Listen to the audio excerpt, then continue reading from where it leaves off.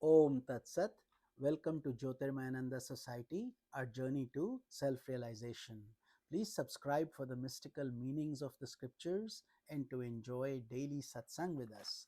We are currently exploring the book Integral Yoga, authored by Swami Jyotirmayananda Maharaj and narrated by myself, Swami Nikhhilananda.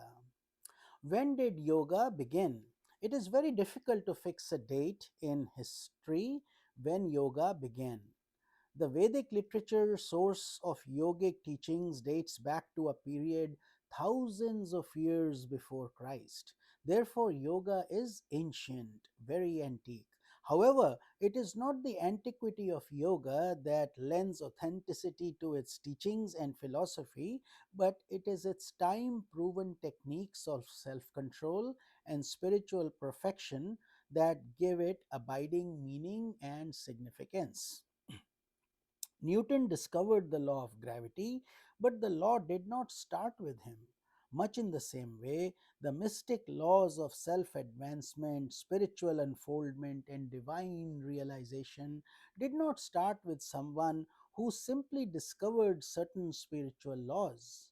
Therefore, questions of who discovered yoga and when are of little importance for one who seeks inner unfoldment and perfection. It is enough to recognize that yoga has existed for thousands of years and has proven itself time and again.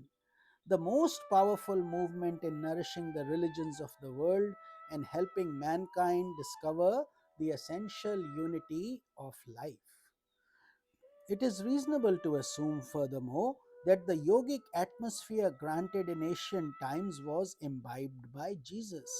The yoga teachings of non-violence and simplicity echo in the Sermon of the Mount given by Lord Jesus.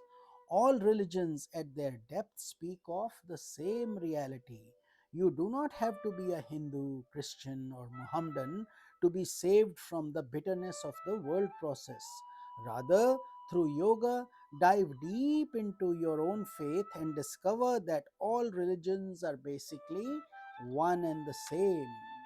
Is yoga a religion or a philosophy? We have mentioned yoga in relation to religion and philosophy and must point out now that yoga is neither. It is not a religion from the point of a limited faith or belief. You can belong to any religion and yet be an adherent of yoga. In fact, yoga is a universal religion. It sees religion as a science. Developed in India thousands of years before Christ, this ancient system has been a mother and inspiration to most religious movements of the world. Therefore, if you study yoga, you will understand your own religion and faith more profoundly. You will be able to unravel the mystic significance of your own scriptures. Similarly, yoga is not a philosophy in an academic sense. It is not based upon speculations of human reasons. It is founded on the revelations of sages and saints. Yoga points to the ultimate reality experienced by all illumined sages and presents a process of spiritual discipline to realize that ultimate eventual goal, self realization. So, in practice, yoga is a blend of universal religion and intuitional philosophy. The yoga, so let us review all the four parts individually. The yoga of wisdom, Jnana Yoga, is aimed at rendering the reason healthy and pure, ultimately leading to the transformation of reason into intuition. The purpose of Jnana Yoga is to enable one to clearly understand the nature of his deeper reality. What is life? What is this world? What is God or the divine self? This is the philosophical aspect of yoga. It demands that your intellect becomes so subtle and sharp that it is not hampered by negative attitudes or unconscious complexes. Next is the yoga of devotion or bhakti. When you are confronted with problems, it is very important to find a spot within your mind where you can objectively view them without being entangled in them. If you do so, it is easy to find a solution to any problem. On the other hand, when you are unable to discover a basis that is untouched by problems, you are unable to cure the melodies of the mind. You continue to struggle. Psychologists and psychotherapists recognize the need in a person for a transcendental foothold from which he may lift himself from the turmoils of the mind. Yoga recognizes this transcendental basis within one's very existence. That is the subject of Bhakti Yoga. Bhakti Yoga is the path of love of God. The majority of the world's religions have one dominant feature: love of God. Every person is asked to love God, the experience and, and experience infinite sweetness through Sharanagati or divine surrender. In yoga philosophy, you are given a rational process of discovering that divine love and devotion. You cannot love God simply because you are threatened to be cast to hell if you don't. The unfoldment of divine love must be studied and understood in a logical and scientific manner. Then, with bhakti comes dhyana or meditation, the yoga of meditation, the art of mental concentration. Raja Yoga is widely known in the West as a very profound study of mind and as the method of unfolding its powers in attaining the transcendental realization of the self. It gives you a deep insight into the science of psychology. A practitioner of Raja Yoga becomes his own psychoanalyst. He learns the art of controlling the mind and senses. He is able to change a negative thought current into a positive one by his aptness in the art of thought culture. He can also realize any personal desire or goal through his concentrated effort and a controlled mind.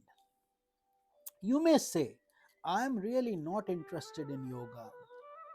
I'd rather enjoy and get everything I can out of life. How can I practice yoga with so many bad habits and all sorts of desires for wealth and possessions distracting my mind? The fact is that everything you desire, whether it's money, fame, name, success in business, or spiritual enlightenment, they all require a degree of concentration in attaining it. It is important to render the mind one pointed for any form of achievement, success, prosperity, or fame. However, it is true that as you perceive more profound forms of joy, lesser forms of involvements, addictions, and bad habits drop automatically. You do not have to wait until all limitations and erroneous movements of the personality terminate in order to begin yoga. Rather, by adopting yoga, you will be in a position to very effectively eliminate all that is defective and negative in your personality. And who wouldn't want that? Also, the practice of yoga does not require an absolute withdrawal from the world. All doors and windows need not be shut. All noises of the world need not be stifled. You can acquire concentration of mind even during a busy life. You can hold inner serenity even in the midst of intensive activities. Yoga gives you this amazing art of developing a controlled mind no matter where you are or what you are doing. And lastly, the yoga of action or karma. The world is an organized, intelligent system. It is very difficult to think that anything can happen as a mere accident. A deeper study of the mind shows that what appears as an accident on the surface is in reality the result of a conscious will operating through the mind. You develop an understanding that your past thoughts and intentions are the basis for your present conditions. In yoga philosophy, one learns that every development in life has a meaning and significance. It is not a mere accident to be ignored. Therefore, you do not blame the world for your troubles and turmoils. You are the architect of your destiny. Realize that you have the ability to change the pattern of your mind and direct it towards any goal of your choice. You have the endurance to tide over all adversities and bitter conditions. This is the subject of the fourth major aspect of yoga.